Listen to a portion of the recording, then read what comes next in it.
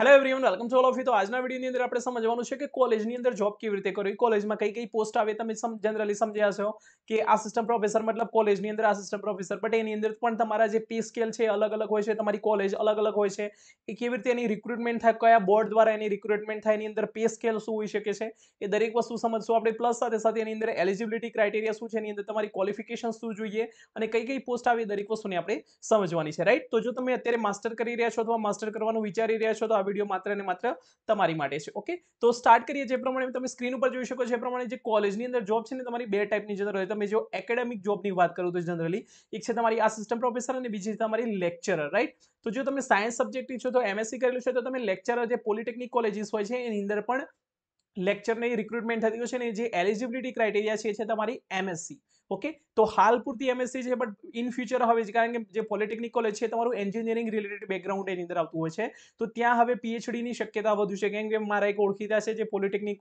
કોલેજની અંદર લેક્ચરર છે તો એમને જ કીધું હતું કે હવે થોડા ટાઈમ પછી આની જે એલિજિબિલિટી ક્રાઇટેરિયા છે હવે પીએચડી થવાનું છે કારણ કે બાકીની જે જનરલી જે એન્જિનિયરિંગની બ્રાન્ચીસ હોય એની અંદર પીએચડી ક્રાઇટેરિયા હોય છે માટે આનો પણ પીએચડી ક્રાઇટેરિયા થઈ શકે છે ઇન ફ્યુચર રાઈટ તો વાત કરીએ લેક્ચરની તો હાલ પૂરતી અત્યારે એમએસસી છે તમારું માસ્ટર છે એની અંદર અને એના ઉપરથી તમારે જીપીએસસી થ્રુ રિક્રુટમેન્ટ થતી હોય છે એ આપણે આગળ સમજીએ કે કેવી રીતે વન બાય વન દરેક પોસ્ટની અંદર કેવી રીતે તમારી રિક્રુટમેન્ટ થશે કયા ભરતી બોર્ડ દ્વારા થશે એ વસ્તુ રાઈટ તો આસિસ્ટન્ટ પ્રોફેસર છે તમારી ત્રણ ટાઈપની તમારી કોલેજની અંદર જોબ હોઈ શકે એ તમારી ગ્રાન્ટીનેટ કોલેજ રાઈટ ગ્રાન્ટીનેટ કોલેજ મતલબ તમે એક પ્રમાણે સેમી ગવર્મેન્ટ કોલેજ પણ એને કહી શકો છો કે તો એક ગ્રાન્ટીનેટની ભરતી થતી હોય છે એક હોય છે તમારી ગવર્મેન્ટ કોલેજીસની અંદર જે લખેલું છે ને સરકારી વિજ્ઞાન કોલેજ એ પ્રમાણે તો એક જે કોલેજ હોય પ્યોર ગવર્મેન્ટ કોલેજ હોય જ્યારે ગ્રાન્ટીનેટ કોલેજ હોય એમાં કેટલાક ટ્રસ્ટ દ્વારા એ કોલેજ ચલાવવામાં આવતી હોય તો એને ગ્રાન્ટીનેટ કહેવાય અથવા સેમી ગ્રાન્ટીનેટ સેમી ગવર્મેન્ટ કોલેજ પણ તમે કહી શકો રાઈટ અને ત્રીજી હોય છે તમારી આસિસ્ટન્ટ પ્રોફેસર ઇન યુનિવર્સિટી તો એના માટે પણ અલગ ક્રાઇટેરિયા છે અને જે તમારા જે રિક્રુટમેન્ટ પ્રોસેસ છે બધાની અલગ અલગ છે તો આપણે વન બાય વન સમજીએ કેવી રીતે થાય રાઈટ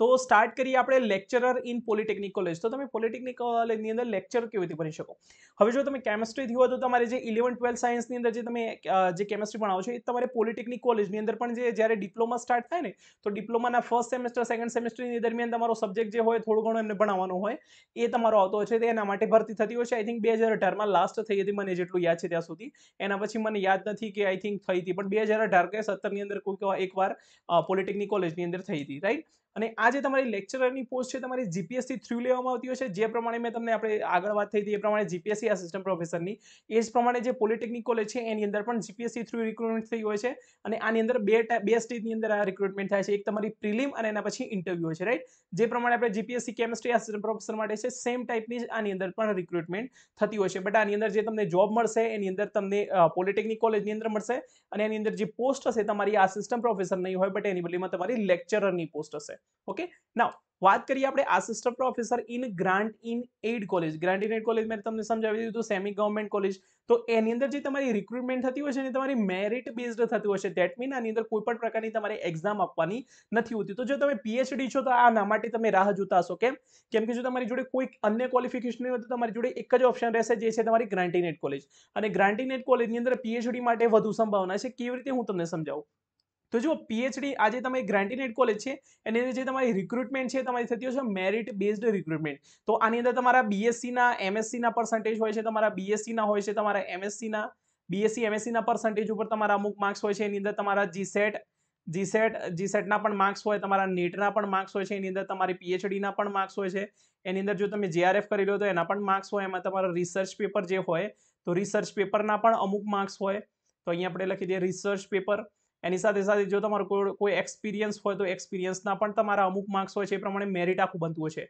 પ્લસ સાથે સાથે તમને કોઈ પુરસ્કાર મળ્યો હોય ગવર્મેન્ટ રાજ્ય સરકાર દ્વારા અથવા કેન્દ્ર સરકાર દ્વારા તો તમને એનો પણ કોઈ એવોર્ડ તમારી જોડે હોય તો એના પણ અમુક માર્ક્સ હોય છે એ પ્રમાણે એક આખું મેરિટ બને ને મેરિટ બેઝડ તમારી રિએક્શન તમારું જે મેરિટ બેઝડ તમારું અહીંયા રિક્રુટમેન્ટ થતી હોય છે પ્લસ આની અંદર તમારા ઇન્ટરવ્યુ પણ હોય છે બટ ઇન્ટરવ્યુનું એટલું બધું વેટેજ નથી હોતું 5 માર્ક્સની અંદર જ આસપાસ જ ઇન્ટરવ્યુ હોય છે જે ગ્રાન્ટીનેટ કોલેજનું હોય છે રાઈટ તો એની અંદર વાત કરીએ આપણે માર્ક્સની તો જેટલું મને એક્ઝેક્ટલી યાદ છે ત્યાં સુધી આ બંનેના થઈ કંઈક 44 આના કંઈક 25 અને 23 એમ કરીને કંઈક 44 માર્ક્સ જેવું કંઈક આની અંદર થાય છે I am not sure about it but આની આસપાસ જ છે તમારું 44 માર્ક્સની આસપાસ થતું હોય છે જીસેટ જો તમે ક્વોલિફાઈડ હો તો તમને 5 માર્ક્સ મળે છે જો તમે નેટ ક્વોલિફાઈડ હો તો 8 માર્ક્સ મળે જો તમે પીએચડી કરેલું હોય તો તમને 25 માર્ક્સ મળે ઓકે જો તમે અહીંયા જો પીએચડીના તમારા જે છે તમારું વેઇટેજ છે તમારું વધુ છે. જો તમે જેઆરએફ ક્વોલિફાઈડ હો તો તમને 10 માર્ક્સ અહીંયા મળતા હોય છે. Just weight. તો જો તમે જેઆરએફ ક્વોલિફાઈડ હો તો ઓકે. જો તમે જેઆરએફ ક્વોલિફાઈડ હોય તો તમારા 10 માર્ક્સ મળે છે. એક રિસર્ચ પેપરના 2 માર્ક્સ એટલે મિનિમમ તમારા 3 રિસર્ચ પેપર તમે ત્યાં મૂકી શકો. તો મેક્સિમમ તમને 6 માર્ક્સ અહીંયા પણ મળી શકે છે. તમારું કોઈ એક્સપિરિયન્સ હોય તો પર યર 2 માર્ક્સ હોય, મતલબ જો તમે 1 યરનો એક્સપિરિયન્સ હોય તો 2 માર્ક્સ, 2 વર્ષનો એક્સપિરિયન્સ હોય તો 4 માર્ક્સ, 10 વર્ષનો હોય તો 20 માર્ક્સ. એ પ્રમાણે તમારા મતલબ 10 વર્ષનો એ બધું નહીં ગણાય, પણ એ પ્રમાણે જે કંઈક એક્ઝેક્ટલી જે વેલ્યુ હોય છે ત્યાં સુધી હોય છે, રાઈટ. કોઈ તમને એવોર્ડ હોય તો એક એવોર્ડના તમારા 2 માર્ક્સ હોય છે અને મેક્સિમમ 2 એવોર્ડ તમારા કંઈક ગણાતા હોય છે ને ઇન્ટરવ્યુના કંઈક 5 માર્ક્સ હોય છે. એમ કરીને કંઈક 100ની આસપાસની કંઈક અંદરથી તમારું મેરિટ બનતો છે. એક્ઝેક્ટલી મને આને જેટલો મને આઈડિયા છે એની અંદરથી તમને સમજાવું છું. બાકી એની એક્ઝેક્ટ જે એવો હશે તો હું એમની વેબસાઇટ ઉપરથી બ્રોશર લઈને પરફેક્ટ જેટલા માર્ક્સ છે એની સાથે હું તમને સમજાવી લઈશ, રાઈટ. તો અહીંયા જો તમે પીએચડી કરેલું હોય તો તમને વધુ ફાયદો થાય. કેમ કે જો પીએચડીના 25 માર્ક્સ છે પ્લસ તમારા રિસર્ચ પેપર, 3 રિસર્ચ પેપર પિયર રિવ્યુડ જર્નલની અંદર જો તમે 3 રિસર્ચ પેપર પબ્લિશ કરેલા હોય, ડઝન્ટ મેટર ફર્સ્ટ ઓર્ડર મતલબ ફર્સ્ટ ઓથર છે, સેકન્ડ ઓથર છે કે ફર્સ્ટ ઓથર છે, તો એ પ્રમાણે તમારા ટોટલ 6 માર્ક્સ મળે. That mean 25 marks plus 6 marks મતલબ 31 માર્ક્સ તમારા પીએચડીમાંથી મળે છે. જ્યારે જે તમારા બીએસસી ને એમએસસી હોય છે ને એની અંદર જનરલી 60 to 80% જેટલા પણ સ્ટુડન્ટ હોય, 60% થી 80% સુધીના ગમે તેટલા માર્ક્સ હોય બધાની અંદર સેમ માર્ક્સ મળતા હોય છે, રાઈટ. તો એક્ઝેક્ટલી મને યાદ છે ત્યાં સુધી બિલો 80% હોય તમારા તો એની અંદર કંઈક 23 માર્ક્સ મળતા હોય છે એમએસસી ની અંદર. તો એ પ્રમાણે એટલે જો તમારા 61% હોય કે 79% હોય કોઈ મતલબ નથી, રાઈટ. તો બંનેને સેમ જ માર્ક્સ મળવાના, એટલે તમારે મેરિટમાં ક્યાં ફરક પડે છે. એક તમે પીએચડી કરેલું હોય તો તમને 31 માર્ક્સ મળે, અને જો તમે ઓનલી એમએસસી હો, નેટ હોય, જેઆરએફ હો કે જીસેટ હો તમે, તો ગ્રાન્ટી નેટમાં તો બિલકુલ પોસિબિલિટી નથી તમે કોઈ પણ કેટેગરીથી બિલોંગ કરતા હોય. કેમ કે ગ્રાન્ટી નેટ કોલેજની અંદર પીએચડીના 31 માર્ક્સ આવી જશે, અને કોઈ પણ પીએચડી વાળો કેન્ડિડેટ ઓલરેડી તો હશે જ, તો એના 31 માર્ક્સ વધુ આવવાના છે. જો તમે જેઆરએફ હશો તો પણ તમને 10 માર્ક્સ જ મળવાના છે, એની અંદર નથી મળતા. બટ જો તમે પીએચડી પ્લસ જેઆરએફ હો તો તમને કોઈ ના રોકી શકે. કેમ કે પીએચડી પણ છે, તમારું બીએસસી એમએસસી છે, પ્લસ તમને જેઆરએફના 10 માર્ક્સ એક્સ્ટ્રા મળે છે. તો એના કારણે તમારું મેરિટ વધી જશે. પ્લસ માની લો તમારો કોઈ એક્સપિરિયન્સ છે તો એક્સપિરિયન્સના પણ માર્ક્સ તમારા કાઉન્ટ થશે, અને એના કારણે તમારું મેરિટ સારું બનશે અને તમને ગ્રાન્ટીનેટ કોલેજની અંદર આસિસ્ટન્ટ પ્રોફેસરની જોબ મળી જશે. બટ અહીંયા એક વસ્તુ યાદ રાખવાની કે ગ્રાન્ટીનેટ કોલેજની અંદર જે તમારી જોબ મળશે એની અંદર 5 યરનો તમારો ફિક્સ પે હોય છે 40,000 પર મંથ. ઓકે, તો 5 યરનો તમારો ફિક્સ પે હશે ને એના પછી તમારો પે આગળ વધતું હશે. તો તમારી જે ગ્રાન્ટીનેટ કોલેજ છે એની અંદર પર મંથ તમને 40,000 ફિક્સ પે તમને ફોર ધી નેક્સ્ટ 5 યર્સ તમને અહીંયા મળતો હશે, રાઈટ. હવે વાત કરીએ આપણે આસિસ્ટન્ટ પ્રોફેસર ઇન યુનિવર્સિટી. તો યુનિવર્સિટી માટે તમારે પીએચડી કમ્પલસરી હોવું જોઈએ છે. જે પ્રમાણે આપણે વાત થાય છે યુજીસી કહે છે કે પીએચડી હવે કમ્પલસરી થવાનું છે યુનિવર્સિટીમાં, કોલેજની અંદર નથી. બટ તમે જે પ્રમાણે જોઈ શકો છો એ પ્રમાણે જો તમારી કોલેજમાં જોબ કરવી હોય, કારણ કે ગ્રાન્ટીનેટની ભરતી છે એ તો તમારી કોલેજ માટે જ થવાની છે. બટ એની અંદર પીએચડીના 31 માર્ક્સ છે, એટલે જો તમે વિધાઉટ પીએચડી હશો તો પણ કોઈ મતલબ નથી. તમને રિક્રુટમેન્ટ માટે તમે એલિજિબલ થશો પણ જોબ નહીં મળે વિધાઉટ પીએચડી. તો ગ્રાન્ટીનેટ કોલેજની વાત કરું છું. ઓકે, એ જ પ્રમાણે જો વાત કરીએ આપણે જીપીએસસીની આસિસ્ટન્ટ પ્રોફેસરની, તો હું તમને જસ્ટ આ યુનિવર્સિટીનું પહેલા કહી દઉં, એના પછી આપણે કોલેજની વાત કરીએ. ઓકે, તો જે યુનિવર્સિટીની જે તમારી રિક્રુટમેન્ટ છે એ તમારી ઇન્ટરવ્યુ બેઝડ થતી હોય છે. જનરલી માની લો કોઈ યુનિવર્સિટીનો ડિપાર્ટમેન્ટ છે, માની લો કોઈ કેમિસ્ટ્રી ડિપાર્ટમેન્ટ છે યુનિવર્સિટીનો, તો ત્યાં તમારી આસિસ્ટન્ટ પ્રોફેસર માટેની કોઈ જગ્યા ખાલી છે, અને જો એના માટેના તમને એપ્લિકેશન આવે તો એમાં તમે એપ્લાય કરી શકો છો જો તમે પીએચડી કરેલું હોય તો, રાઈટ. અને માની લો કે ઘણા બધા કેન્ડિડેટ ત્યાં એપ્લાય કરી દે છે, તો એક શોર્ટ લિસ્ટ કરવા માટે નાનકડી એક એક્ઝામ્પલ લેવામાં આવી શકે છે ને એના પછી ઇન્ટરવ્યુ હોય.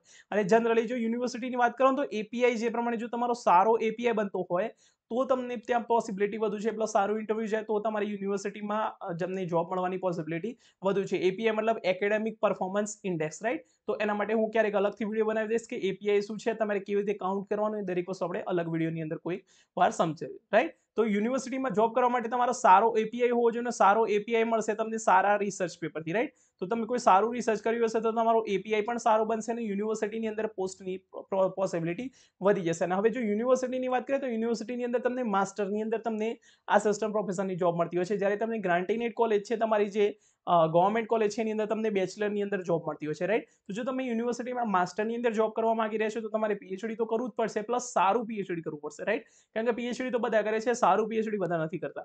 તો સારું પીએચડી હશે તો તમને યુનિવર્સિટીની અંદર પોસિબિલિટી વધી જશે, right.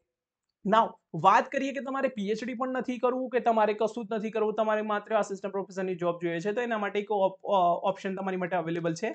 Assistant professor in government colleges, assistant professor in government colleges. તો એના માટે જે તમારી ક્રાઇટેરિયા છે મેં તમને ઓલરેડી પહેલાં પણ કીધેલું છે કે એની અંદર તમારી જીપીએસસી થ્રુ રિક્રુટમેન્ટ કરવામાં આવતી હોય છે. એની અંદર તમારી પ્રિલિમ અને ઇન્ટરવ્યૂ આ પ્રમાણે લેવામાં આવતું હોય છે, રાઈટ.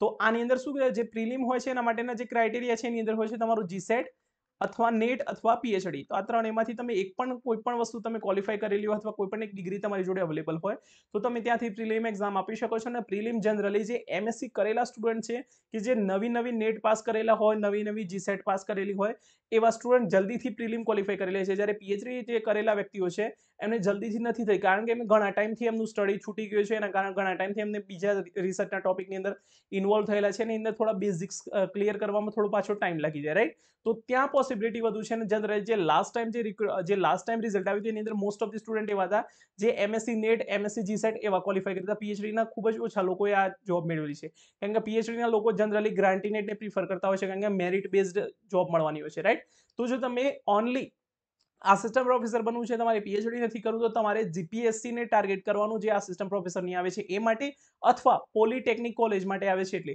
તો જો તમે પીએચડી કરવું હોય અને પીએચડી કરશો તો તમને ગ્રાન્ટીનેટ કોલેજની અંદર પોસિબિલિટી મળી જાય છે.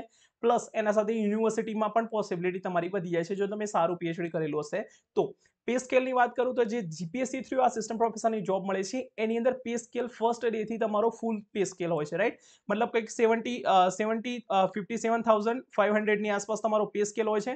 અને ઓન હેન્ડ તમારું બધું થઈને જે ટીએડી અને બધું જે બાકીનું બધું મળતું હોય એ પ્રમાણે કંઈક 70,000 per month, 70,000 plus income tax ને બધું કટ થયા પછી એના પછી 70,000 પર મંથ તમારી જોડે તમારી ઓન હેન્ડ સેલરી આપતી હોય છે આસિસ્ટન્ટ પ્રોફેસર, તમે જ્યારે ગવર્મેન્ટ કોલેજીસની અંદર થશો ત્યારે, રાઈટ. તો આ પ્રમાણે તમે જુદી જુદી રીતે આસિસ્ટન્ટ પ્રોફેસર બની શકો છો ગવર્મેન્ટ કોલેજની અંદર. બાકીની બધી જગ્યાએ જુદી જુદી રીતે જુદા જુદા રિક્રુટમેન્ટ બોર્ડ દ્વારા રિક્રુટમેન્ટ થતી હોય છે. તો એના હવે તમારે ડિસાઇડ કરવાનું છે કે તમારે કયા ફેક્ટરની અંદર જવું છે, તમારે કઈ જોબની અંદર જવું છે. બટ હું એવું પ્રિફર કરીશ તમને કે ટ્રાય કરો કે તમે નેટ ક્વોલિફાય કરો અથવા એટલીસ્ટ જીસેટ ક્વોલિફાય કરો. મેં તમને એક બીજો પણ વિડીયો બનાવ્યો છે, shortest way to get post of assistant professor. એની અંદર પણ આ વસ્તુ મેં ડિસ્કસ કરેલી છે કે કેવી રીતે તમે શોર્ટ વેથી તમે કરી શકો. તો જો તમે જીસેટને ટાર્ગેટ કરશો તો તમે જીસેટમાં જીપીએસસી માટે એલિજિબલ થઈ જશો, કારણ કે જનરલી જે આ જે જીપીએસસી છે એની અંદર એવું નથી કે તમે જસ્ટ બીએસસી એમએસસી કર્યું છે તો તમે આપી શકશો. આના માટેના જે ક્રાઇટેરિયા છે, ક્રાઇટેરિયા તમે ફૂલફિલ નહીં કરી શકો તો તમે એક્ઝામ જ અપિયર નહીં કરી શકો, અને એક્ઝામ નહીં આપો તો તમને જોબની પોસિબિલિટી પણ નથી, રાઈટ. તો આના સિવાય પણ બીજા કોઈ પણ તમારા કોઈ ડાઉટ્સ હોય તો તમે કમેન્ટ સેક્શનની અંદર કમેન્ટ કરી શકો છો. એનો આન્સર હું તમને નેક્સ્ટ વિડીયો લેક્ચરની અંદર આપીશ. Thank you for the watching.